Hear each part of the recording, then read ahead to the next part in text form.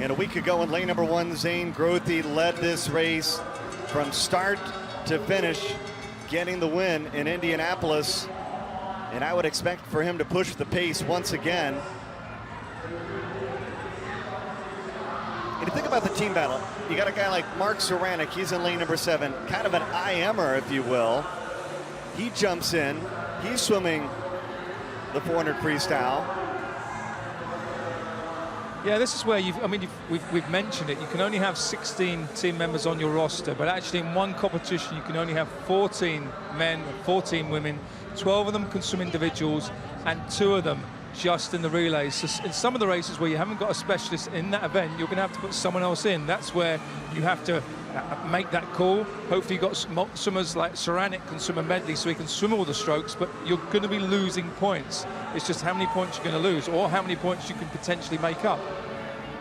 And a week ago, the story was the same for Energy Standard. They had Victoria Gunish, kind of a breaststroker, IMer. She was forced to swim the 400 freestyle because you got to fill all the slots.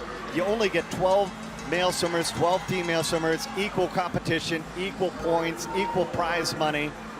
And overall, you only get 16 roster spots too. So for the GMs, for the managers, this is a huge chess match trying to put together your roster and find out who are the best athletes week in and week out. Because you know, some swimmers, they can't swim every meet. Some swimmers are injured. Some swimmers obviously not up to it because of illness. Yeah, and that's where your substitutes come in so well. So for argument's sake, I was talking to James Gibson from Energy Standard, and he picked a couple of substitutes that would just come in and swim all the relays for him, because your star swimmers, so to speak, and need to rest in between some of these races. We've seen tonight, these races come fast and furious, but it's in the middle of the pool here at the moment. It's a head-to-head race in the middle of the pool from Romanchuk and Zellman. Yeah, Paul Zellman, 24 years old, out of Germany. And again, we talked about it last night, a swimmer from Denmark in 8, Great Britain in 7, Estonia in 6, Ukraine in 5, Germany in 4, Australia in 3, Serbia in 2, and an American in lane number 1. Folks, this is the International Swimming League. Every lane has an athlete that represents a different country competing. That makes it really special. So at this wall here, they're going to have 100 meters left. Paul Zellman, stroke for stroke with Romanchuk. Look at that, only 2 100s separating. And Grothe, who won it a week ago, he's 3/10 off. Yeah, they're both looking at each other now on this length. They're eyeing each other out. They can look in each other's eyeballs. That's only a couple of meters between them. Romanchuk going to his legs a little bit now, trying to push, just trying to give himself a little bit of a lead.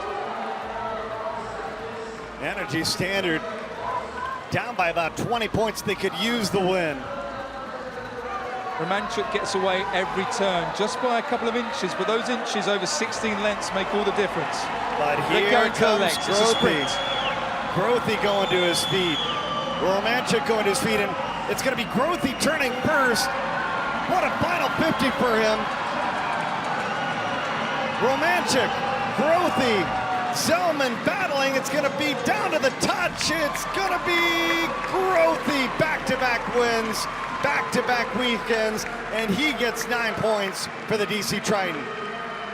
Oh, what a race. He's out there on his own, not being seen by the other swimmers. You see, they can't swim.